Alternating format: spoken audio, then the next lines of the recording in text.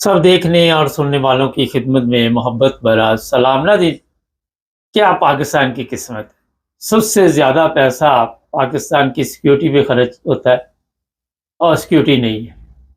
उसके बाद हमारी अदलिया पे खर्च होता है, जजों पे खर्च होता है, अदालतों पे खर्च होता है, मगर अदल नहीं।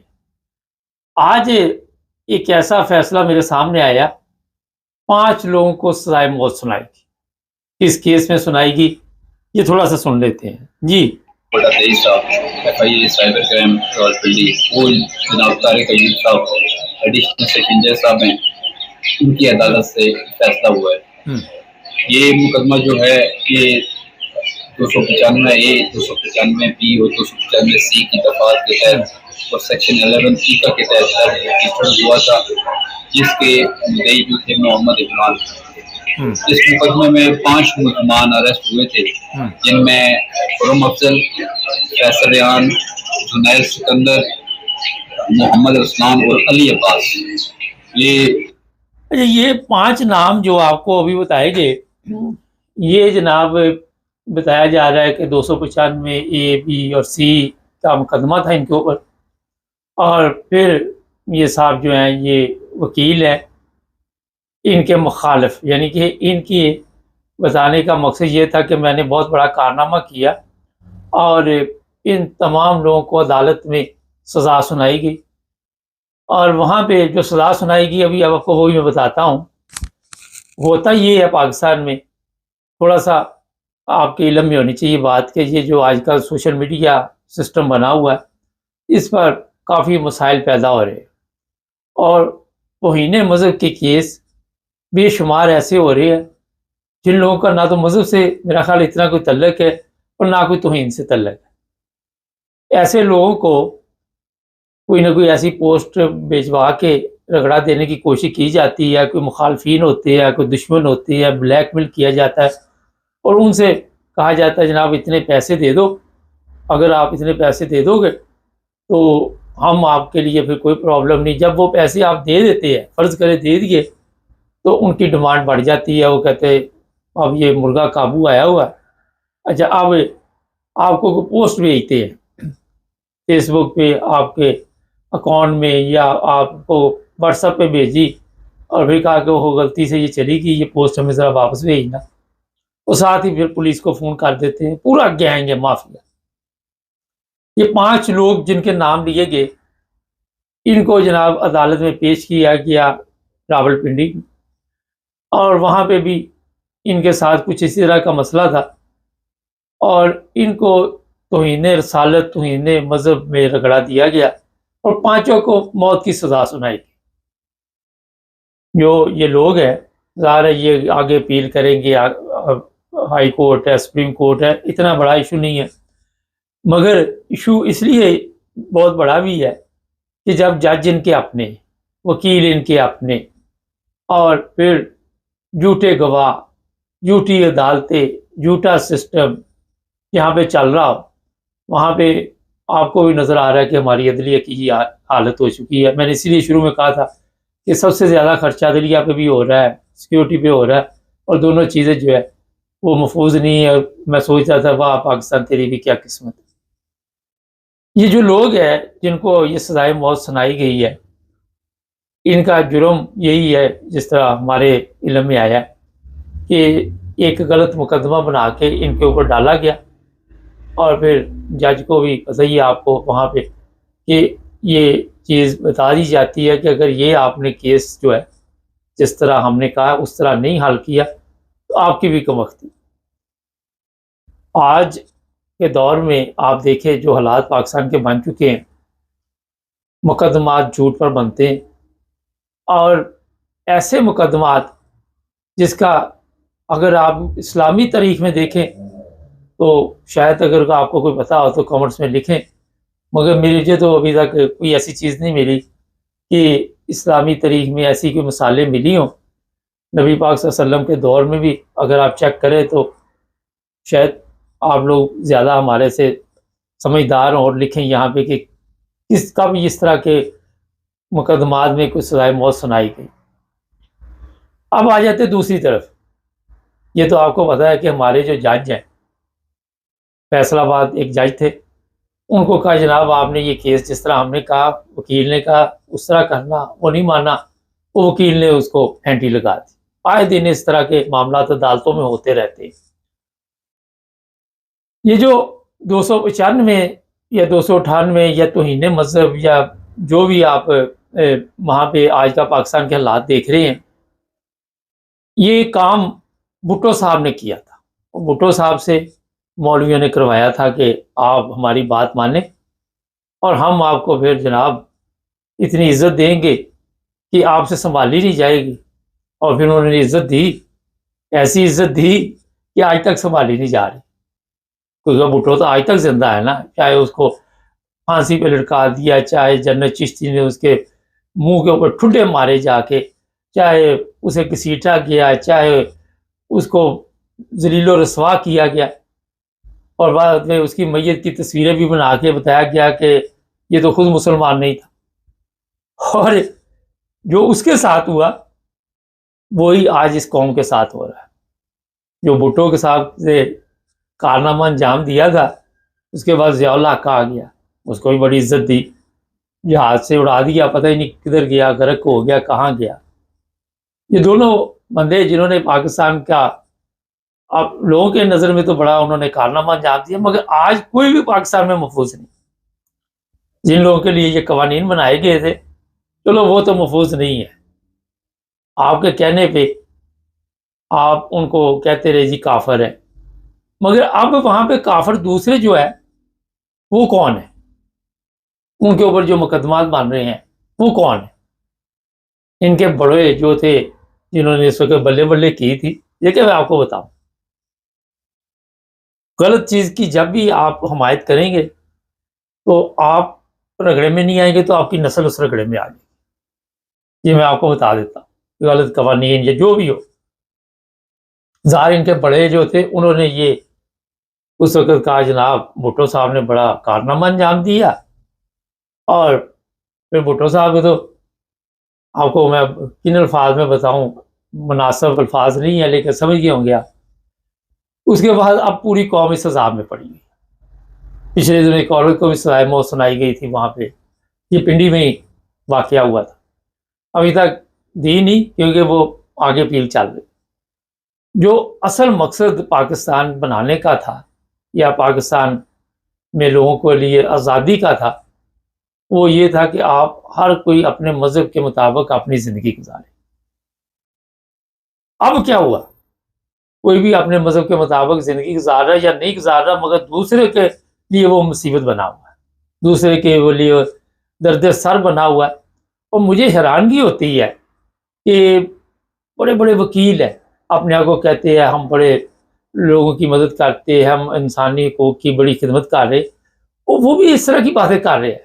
ان میں بھی علم، عقل، شعور نہیں آیا، اور ان میں سمجھ نہیں آئی کہ پاکستان کے جو حالات آپ نے پہلے تو یہ دیکھیں کہ جب آپ کے ملک میں عدل ہی نہیں ہے، جب آپ کے ملک میں جھوٹ، فریب اور وہ کام 2 نمبر ہے، اور پھر آپ غلط کیس بنا کے لوگوں کو سزائے موت دے رہے ہیں، تو کیا سمجھتے ہیں کہ اس سے ملک کے حالات ٹھیک ہو جائیں گے؟ چلے جی یہ 5 بندے آپ لٹکا دیتے ہیں، اس سے آپ کے اسلام میں کوئی فرق پڑے گا؟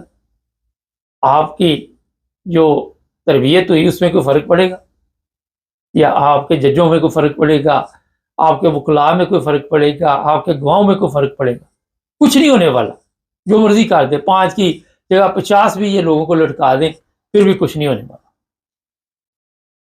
میں آپ کو کئی دفعہ بتا چکا ہوں کہ پاکستان میں جو لوگ رہتے ہیں، اگر اول تو کوئی مسلمان یہ جو باتیں کرتے ہیں جی اسلام کی توہین ہو گئی ہے، کوئی کرتا نہیں ہے مذہب کی توہین۔ اگر وہ کرتا تو پھر آپ کی تربیت کا یہ عمل ہے، آپ کے بڑوں کی تربیت کا عمل ہے کہ آپ نے ان کو تربیت جو دی اس کے یہ رزلٹ نکل رہے ہیں۔ اس میں قصوروار کون ہوا؟ یہ جو نئی نسل ہے، انہوں نے کون سا بھی اسلام قبول کیا؟ کسی نے ریسرچ کی اسلام کے بارے میں؟ ایک سادہ سا سوال ہے۔ یہ جو نئی نسل ہے، انہوں نے کوئی ایسی تحقیق اسلام کے بارے میں کی اور اس کے بعد انہوں نے بیعت کی؟ یہ تو اسلامی گھروں میں پیدا ہوا۔ ایک سیدھا سادہ آپ کو میں سوال چھوڑ کے جا رہا ہوں اور جب آپ اسلامی گھر میں پیدا ہوئے اور پھر آپ نے ظاہر تربیت بھی اسلام کے مطابق کرنی تھی کہ اسلامی تعلیمات کیا ہے، تو یہاں پہ پھر آپ کی تربیت ٹھیک نہیں ہوئی۔ اور سوال تو یہ بھی بنتا ہے کہ جو نسل نہیں ہے اس کی تربیت پہ تو سوال اٹھ رہی ہے، آپ کی تربیت پہ بھی سوال اٹھ رہی ہے۔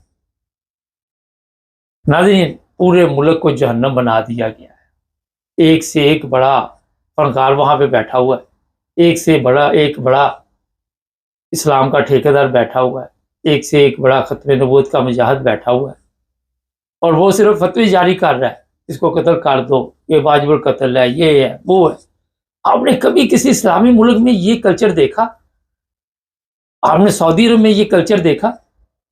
آپ نے دبئی میں اور بھی جتنے ممالک ہے، عرب کنٹری، قطر ہے، جتنے بھی 56 کنٹری ہے، ملیشیا ہے، کوئی بھی وہاں پہ یہ کلچر دیکھا جو آپ نے دیا؟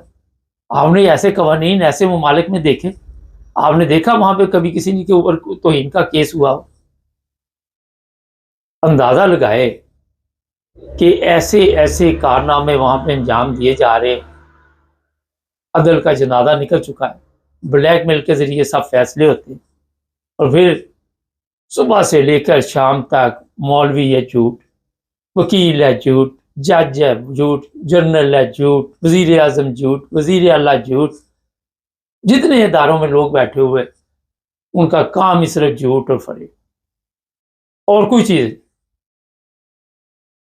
یہ پاکستان آپ نے جو بنا دیا ہے، اس میں اگر وہ لوگ محفوظ نہیں جن کے لیے آپ نے مشکلات کھڑی کی، جن کے لیے ایسے قوانین بنائے، تو آپ کی نسل بھی آپ پہ محفوظ نہیں، وہاں آپ کے بچے بھی محفوظ نہیں، آپ کی بچیاں بھی محفوظ نہیں۔ اگر 800,000 لوگ آج جیلوں میں بیٹھے ہوئے ہیں، اور پچھلے جو کراچی سے 40 لوگوں کو چھوڑا تو اس جج کے خلاف ہو گئے، اس نے بھی پھر دوبارہ کوئی کارروائی نہیں کی، نہ کسی اور عدالت نے کی۔ تو جو کچھ آپ نے بویا تھا آج آپ کاٹ رہے ہیں۔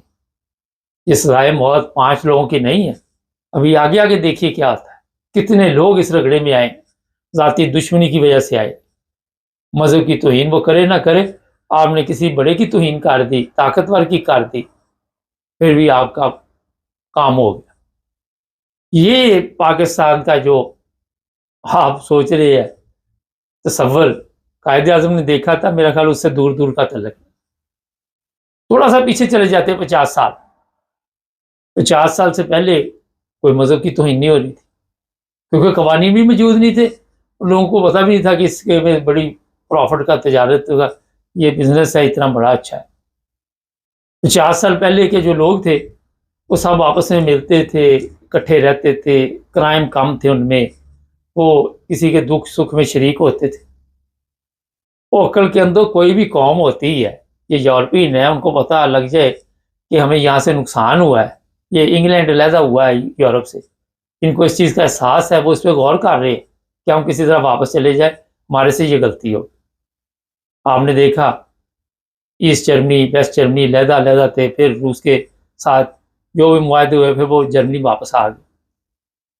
ہماری سوچ یہ ہے کہ ہم نے واپس نہیں آنا، ہم نے جو غلطی کی اس پہ غلطی پہ غلطی، غلطی پہ غلطی، غلطی پہ غلطی کرتے جانا۔ آج آپ نے جو پاکستان بنا دیا وہ ایک جہنم کا منظر پیش کر رہا ہے۔ یہ میں آپ کو گارنٹی کے ساتھ کہتا ہوں کہ کوئی بندہ وہاں پہ محفوظ نہیں، کوئی آپ کے جرنیلوں کے ہاتھوں محفوظ نہیں، کوئی مذہب کے ہاتھوں محفوظ نہیں، کوئی پولیس کے ہاتھوں محفوظ نہیں، کوئی کسی نہ کسی کے قابو میں آیا ہوا ہے، اور ذلت اور رسوائی پورے ملک کا مقدر بن چکی ہے۔